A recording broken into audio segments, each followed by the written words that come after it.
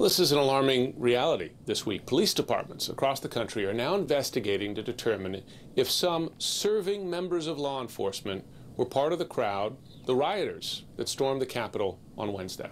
It's hard to believe, but they're having to look into it. Let's go back to our crime and justice correspondent, Shimon Prokupecz, who joins us this morning. Good morning, Shimon. Some law enforcement already looking at termination. I guess what told them that this could be the case?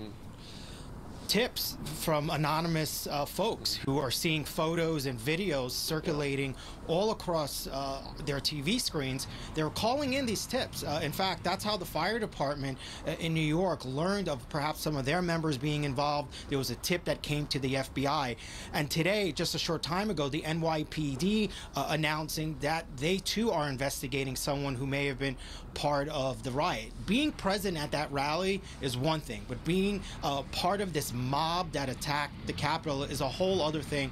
So now you have the NYPD, the fire department in New York.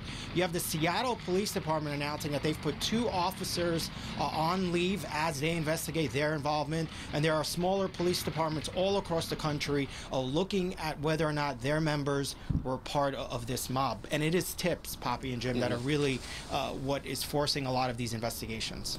The difference you bring up there, right, is one to go to the Trump protest, another to, as a member of law enforcement, help illegally invade the Capitol, attack other members of law enforcement. Beyond tips, I mean, and we've all heard, and I'm sure our viewers have heard, you know, the case of the guy taking a selfie with one of the protesters. There are other video clips. What degree of evidence is there that they actually participated in this? Well, we've heard and we've seen stories, I should say, where people have indicated that members of law enforcement were inside the Capitol, in some cases flashing their shields, their badges to some of the people inside there. The FBI is actively looking at some of that to see if there was any help from law enforcement, to see if off-duty law enforcement that was present there perhaps used their badges to try and get access to certain locations.